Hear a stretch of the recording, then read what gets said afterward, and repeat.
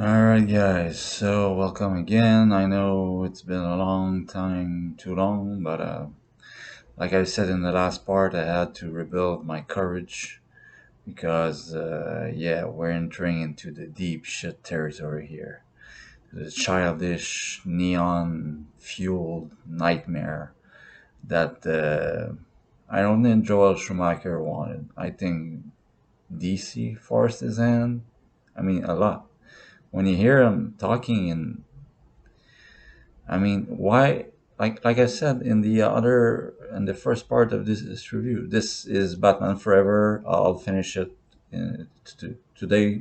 This will be the last video, the last part.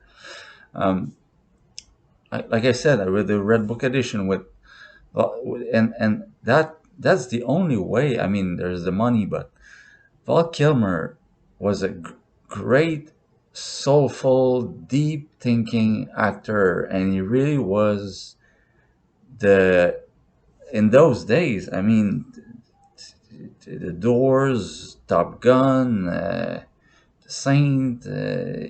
He was not. He didn't do easy roles, and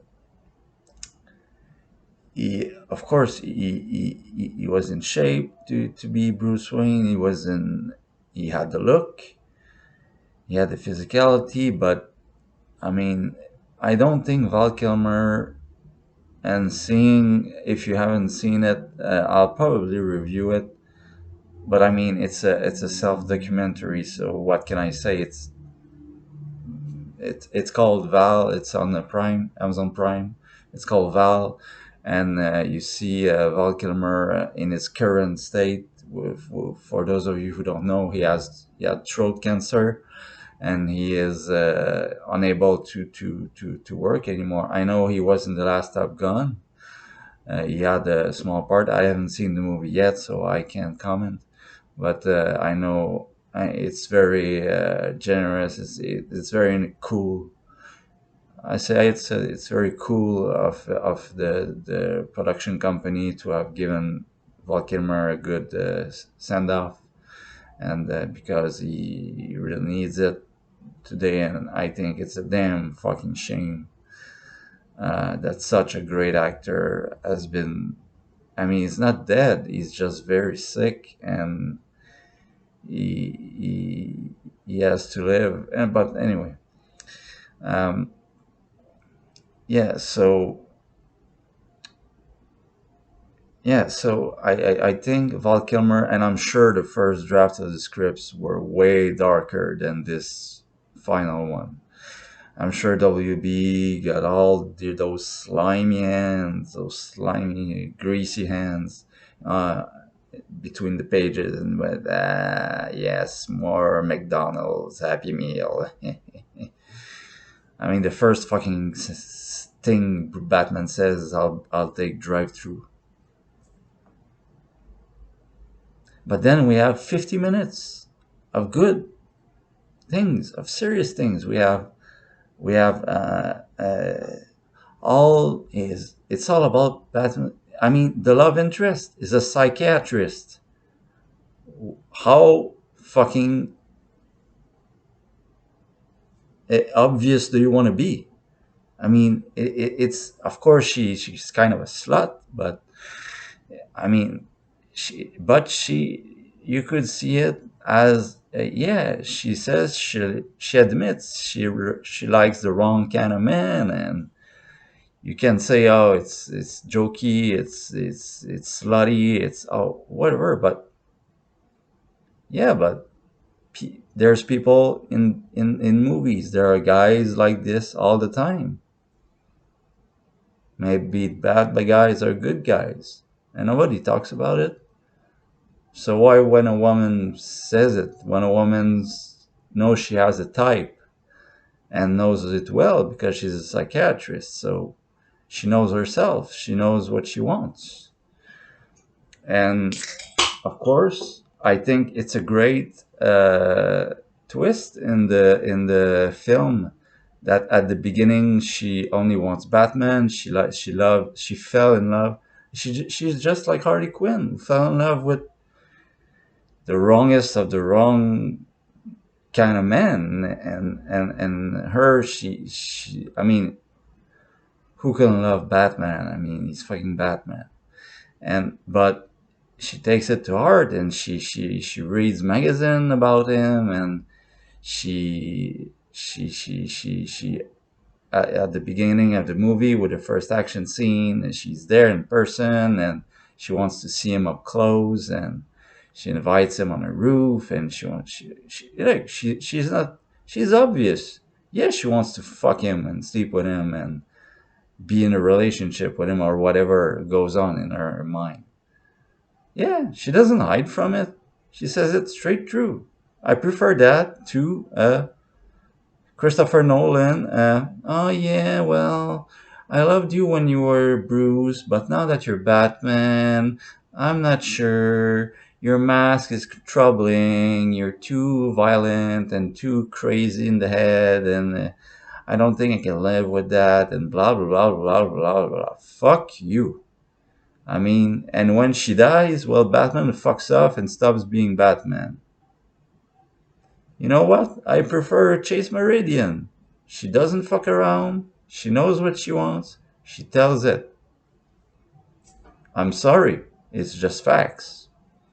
So yeah, and for Batman, because it's about Batman. I mean, uh, Batman. I love this. I love this introspective Batman because he looks, for the age Val Kilmer was, he looks like a veteran Batman, and of course Robin is coming in, so he can't be a beginner Batman. But I know that I love that he doesn't. Batman is the eternal struggle of self knowing. He knows a lot because Batman knows a lot of things, and he has a lot of skills. But the person he understands the less is himself because he doesn't allow his weaknesses and his, yeah, he doesn't allow himself to have to think, to ponder among any weaknesses he may have, may it be social, psychological, physical. He doesn't allow anything of mind, body, spirit. He is the Batman. He has no flaws. He has no limits. There's nothing that there. No one will stop him in his mission, in his crusade, and that's the way it is. And there's nothing else. And he doesn't want to hear anything else. But this Batman is different. This Bruce Wayne is different. When he is vulnerable, and that's why I like this version of Bruce Wayne, kind of almost at the top, because he tries to. It's the first time Batman tries to understand how he thinks and how he acts and how he feels, and uh, that it's the first time he says straight through to a psychiatrist, like he talks about the death of his parents.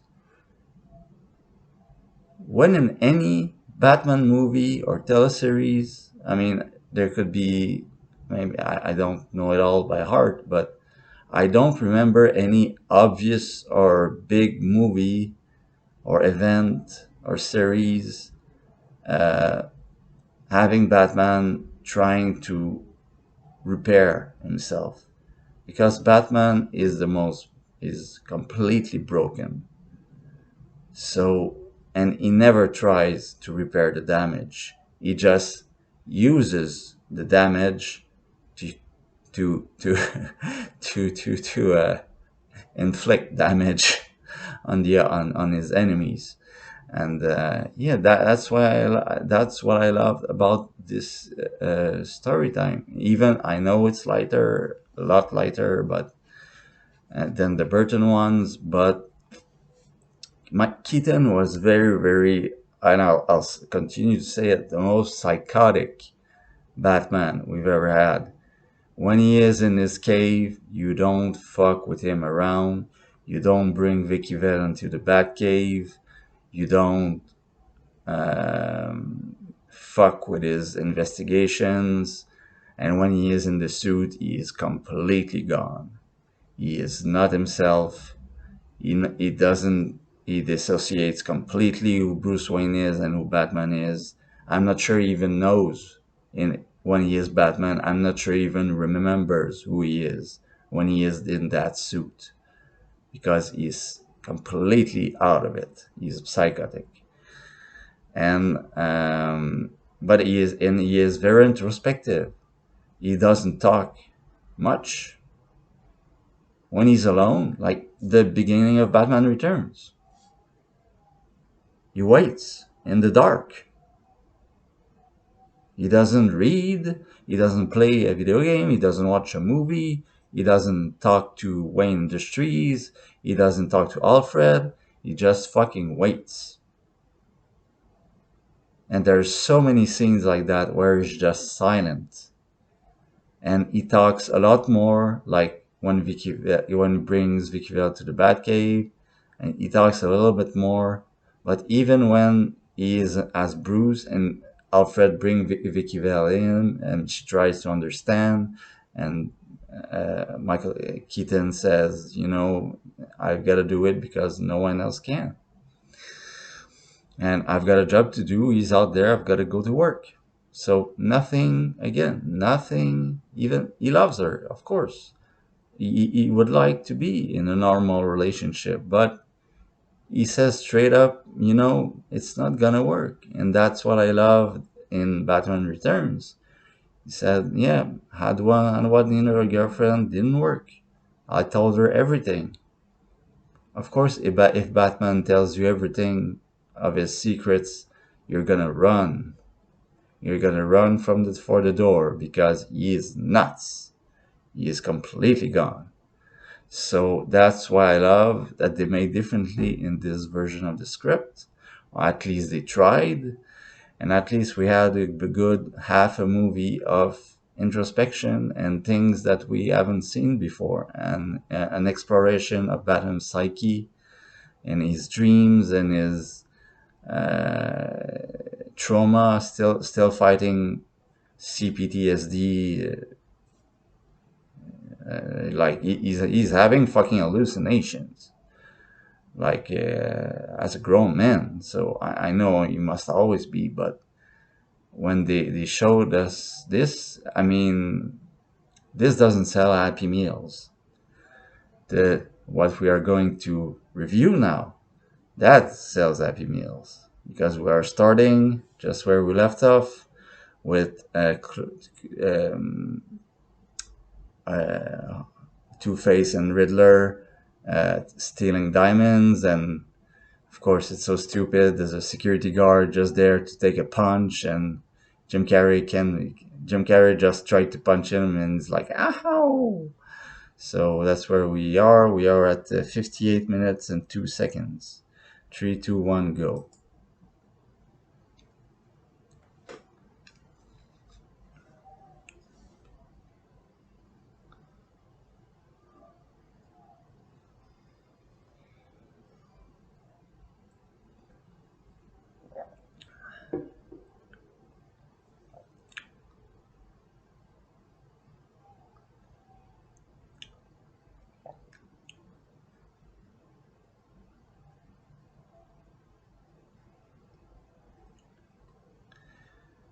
Bruce just receives a new riddle.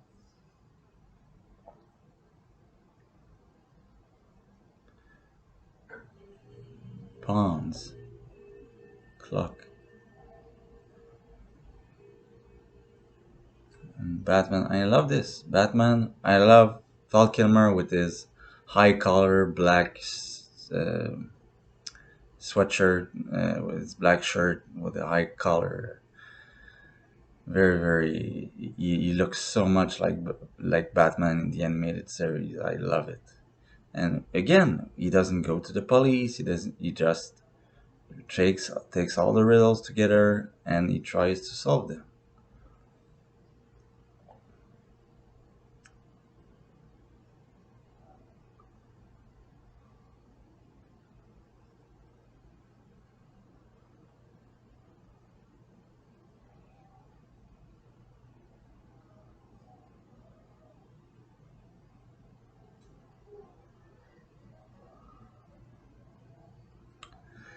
of course. And I love. I know a lot of people have said that, but I love Edward Nygma when he is as the real Jim Carrey. When he's the Riddler with his orange hair, he's just completely nuts, crazy, and his fucking his suit is ridiculous. And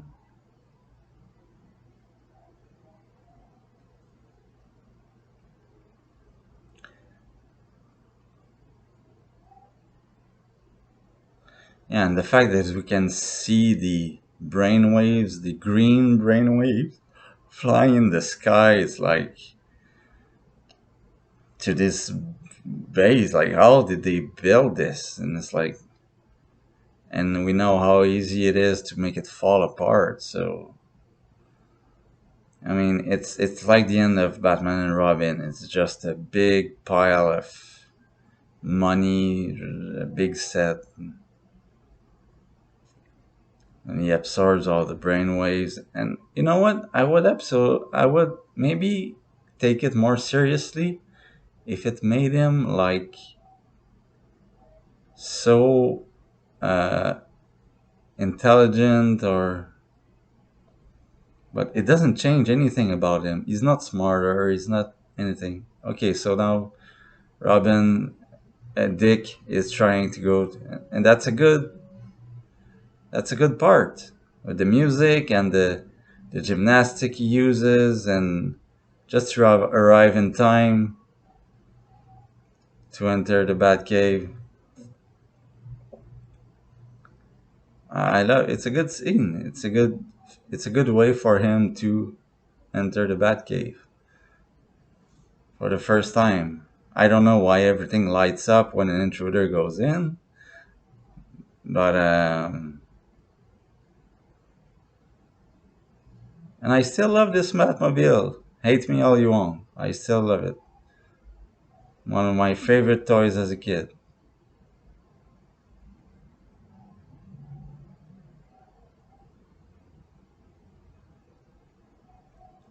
Yeah, and I love this. The Malaysian Dream Warden. Like they say in Batman Returns, split at the center, split at the core.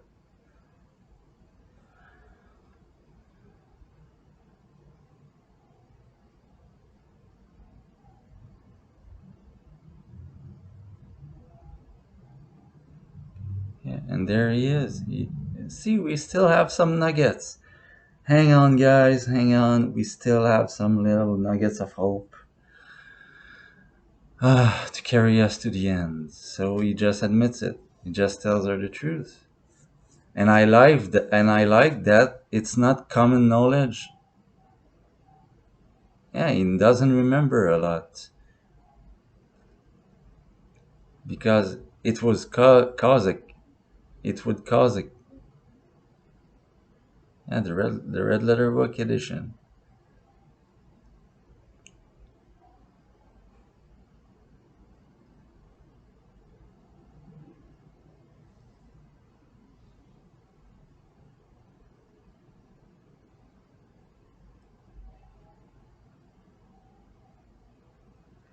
And he says my dreams. I have hallucinations now where I'm awake. So it's like she said, it's repressed memories. It's PTSD, PTSD. It's trauma. And yeah, she has written diagnosis on Batman.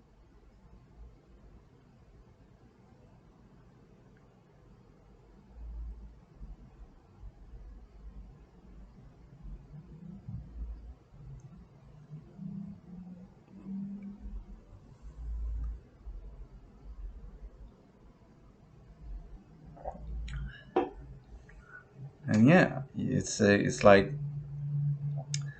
I, I I would have liked to develop more this dialogue of Batman. Like, he just told her a fucking, like, the greatest defeat of his life, the greatest challenge, greatest it's what made him who he is.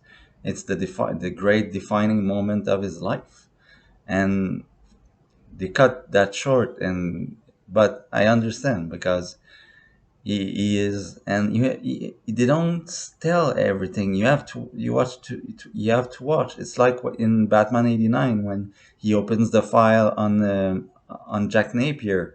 You have to watch for the detail, the photographs, to see that he is the man who murdered his parents. And so and they don't talk about it, they don't mention it. So and yeah, he talks to her like, ah, you like Batman a lot, and she says, yeah, she completely is straight again. I What I love about this love interest, she's always straight.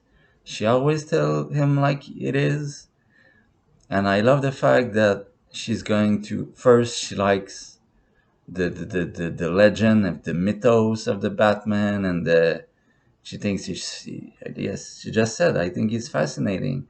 And then as she knows Bruce more and more, well, and Batman comes, she said, no, I found somebody else. I found a real human being that is evolving in my thoughts. So I love that twist. Even, hey, for love and twist, good. Look, guys, we can't have Michelle Pfeiffer again, so let's take this for granted.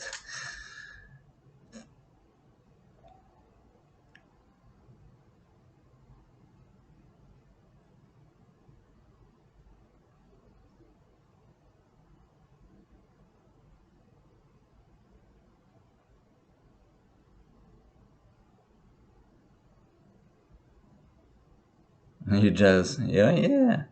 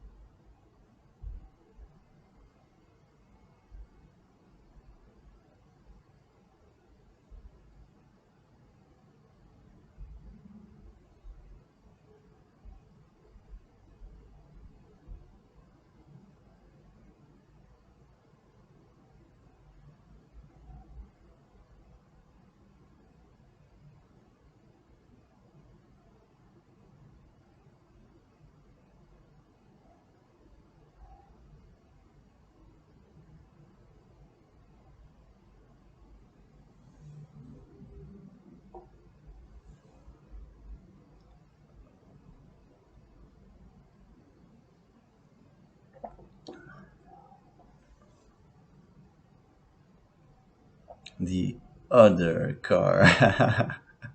and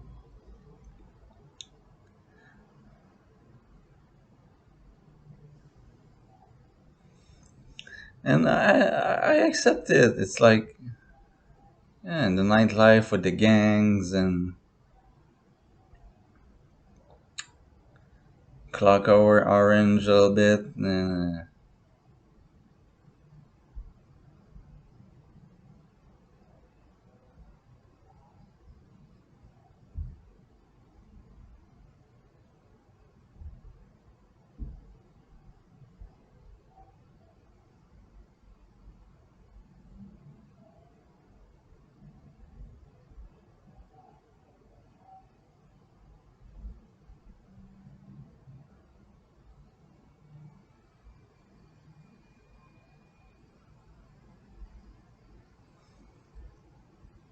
I have no problem with this scene.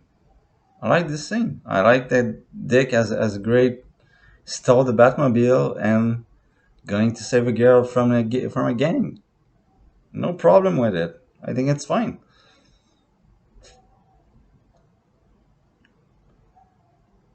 And of course, how can Dick be already so good? I mean, he's a circus performer, of course, but how? Of course, they don't. That's why I don't think Robin can work. Prove me wrong, Matrice. Prove me wrong, but I don't think Robin can work because I mean, have you ever seen Batman really train? I mean, apart from Zack Snyder, uh, super abs montage, and I mean, you see Batman fighting, but do you see him training? No, not not really. No, and that's what I mean. If we can't even have scenes of Batman training himself, how do you think he can train Robin for it to be realistic? Because we're in the Matt Reeves the Batman now. You have to be ultra modern, ultra realistic. Maybe that will make it more easy. Maybe it will work better because it's so young. It's so good. It's so very brutal and like street fights. It's not villains anymore. It's street core raging street fights, and that's always my problem because or the other hand is that well you do like in Batman Forever and he's a Garrus too. I mean Batman doesn't teach him a thing and he can fight very well and he can drive all the machines. So that's my problem with Robin. It's not that I don't like the character. It's just that with the wrong age, with the right age, and there's a lot. I mean, with a great visionary like Mike Reeves, it could work. I have no doubt, but it would be difficult. That's why nobody has ever tried to do it since. Nolan didn't try. Zack Snyder killed it off screen, and Matt Reeves, well, he's just one movie in. So anyway, but okay, and I love the look of the gang leader.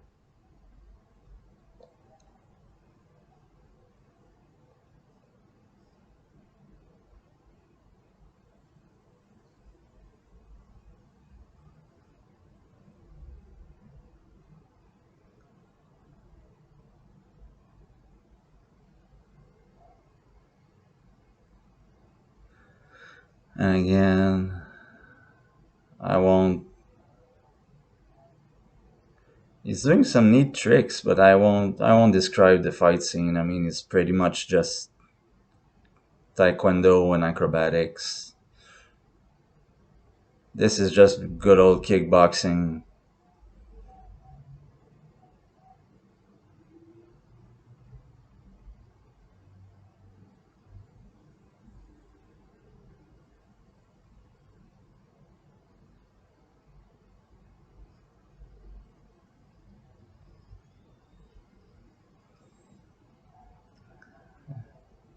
And I love it because I love how they're scared.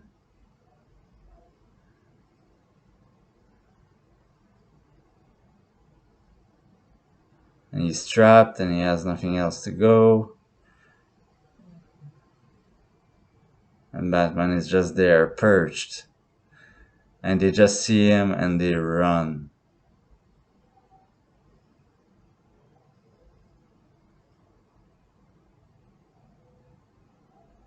And I love this reaction. Robin goes,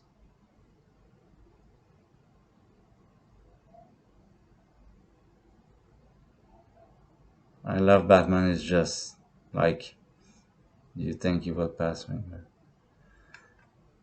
And again, a great, one of the greatest moments, I think, in Batman's history.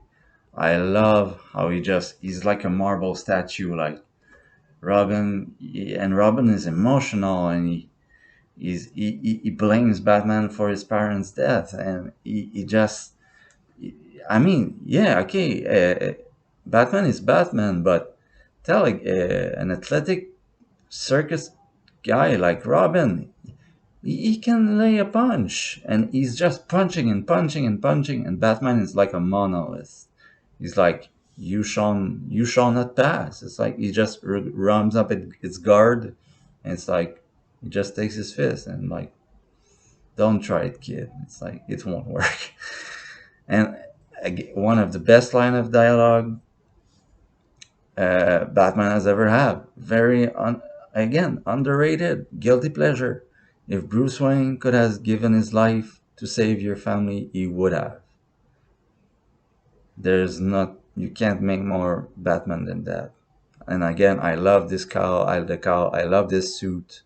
It's one of my favorite. It's so pitch black. It's blacker than the previous one. I don't know if they changed the way they were coloring it or what they did, but it's very very. I like that it's expressive, but it looks malleable and yeah.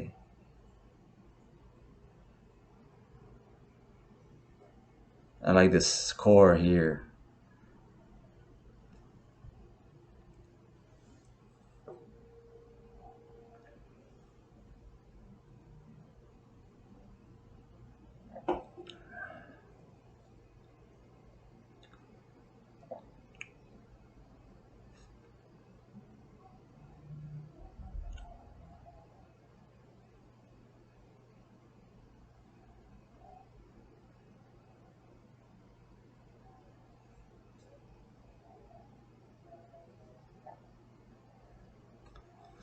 And I love this because no, we can't see bad Bruce Wayne physically training Robin, but he has some great lessons, some great wisdom.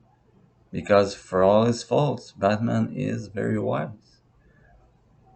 He's also a Zen master and meditates a lot. So that's another thing that good writer. I'm not saying this writer is good, but you have to understand about Batman. Like that's how you, if you have a dramatic scene between the two of them, that's a good way to go.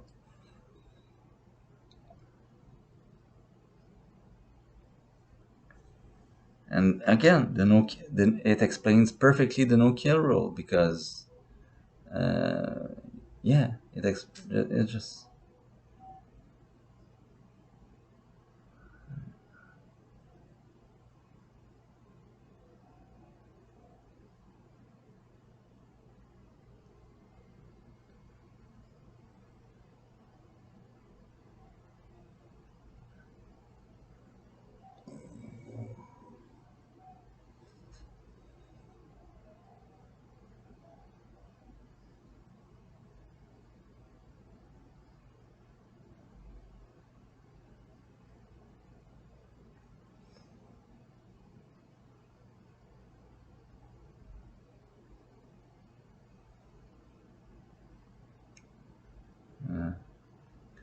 you still have a choice. Meaning, I didn't have a choice. I couldn't. The moment my parents died, that was the only logical path. I couldn't see anything else. I couldn't know anything else. I couldn't become anything else. I had absolutely no choice because it happened so damn early, young, when he was so young and innocent. And Dick is an adult, so he, I mean, but Bruce is, Bruce was waiting for this. He knew that Dick would come at him with this anger and this willpower, this rage. But and I'm sure that he understands completely the pain he faces. But Bruce can be Bruce don't doesn't want to be responsible for uh, for having having someone innocent to take part, but because Bruce knows too well not the physical dangers. He saw Dick. He said, "Yeah, you can handle yourself." It's not the physical pain that he doesn't want him to know. It's the psychological pain. It's like you will do this every night, and it will kill you faster than any gun.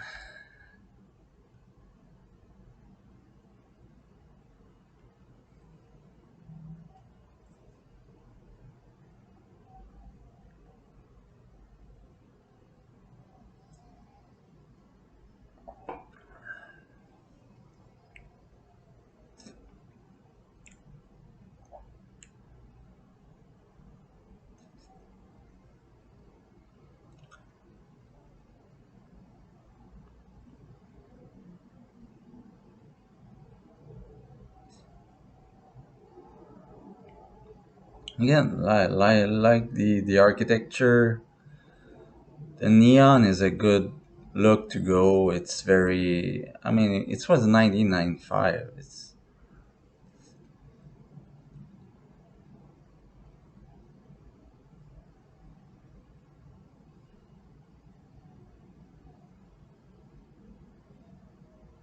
yeah, that's Bob Kane's wife.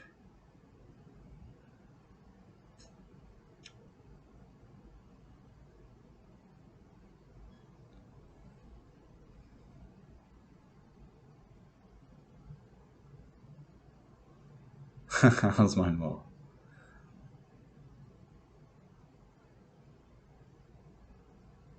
Yeah, I never caught up on that. That Enigma Tech was doing more money than One Enterprise. It's again, it's a little nugget. I never. It's because I'm watching it with subtitles. I never knew that, and that again, that's a good plot to be. If it was a more serious Riddler, a less jokey, over the top Riddler, a more serious businessman's type like Lex Luthor or something like that, it would be very. I mean, you just take the same script, but you change the everything else. So that's what I'm talking about when I say guilty pleasure and good ideas gone bad, and we have example after example after example. So and I love that she calls him Brucey because that reminds me of the animated series when every woman calls him Brucey at parties. It's a nice touch.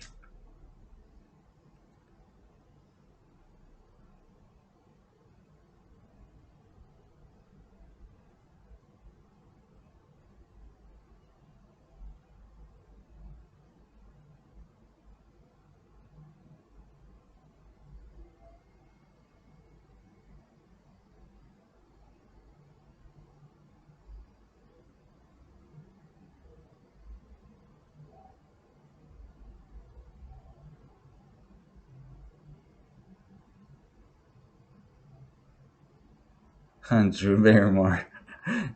I'll call you Drew.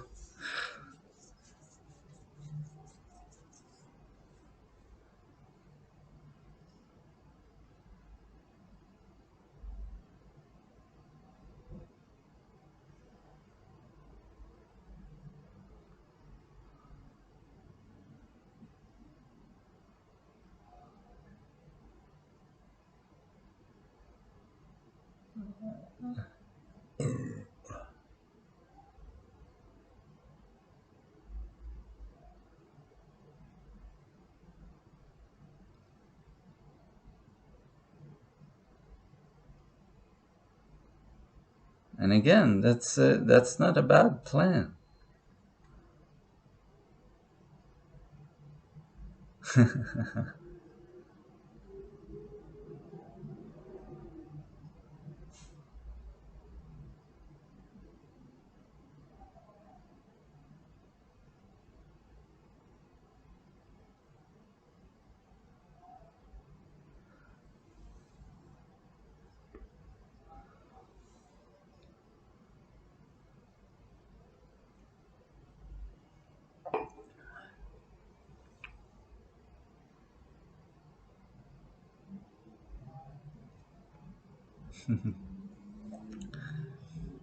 And I love that um, Val Kilmer's tone.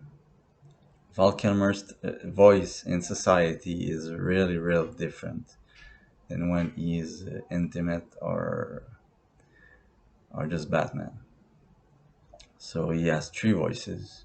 So wasn't the first one to thought of it. It was just wasn't as aggressive as Christian Bell.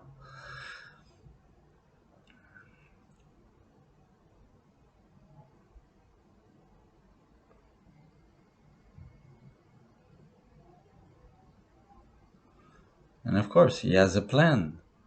He has a plan. He wants Bruce's secret, and he succeeds. He tricks Bruce, and he has what he wants. and that's the Riddler. As he said, what he wanted to do was to know who Batman was.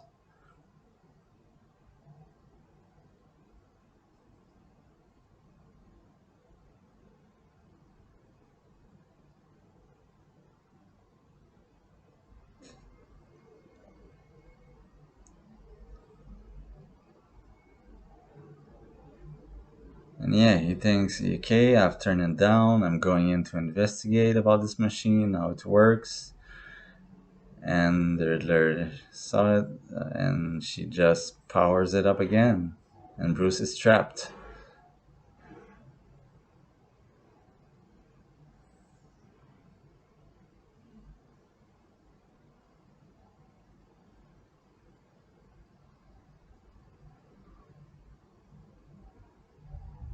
And again, the theme of dreams.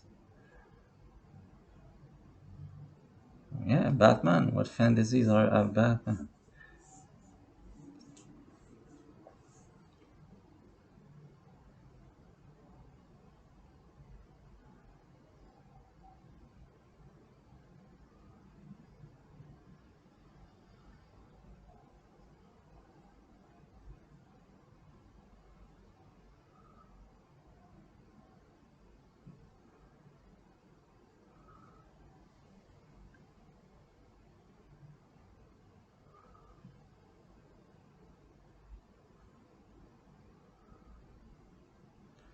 Of course, I love this entry we'll have for Batman.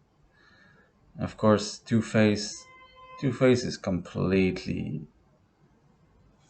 misused, miscast, miss everything. I mean, nothing he does has anything to do with. He's not Two Face. He's a common criminal. He's a burglar. He's a sadist. He's a murderer. He's whatever you want to know. He's just a psycho killer. It has nothing to do with his personality, the Two Face, the coin. Yes, he uses the coin, but it's just for the show. Nothing he does.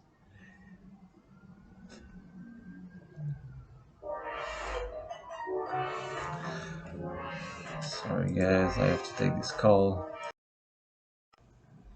Okay, we're back. Let's go.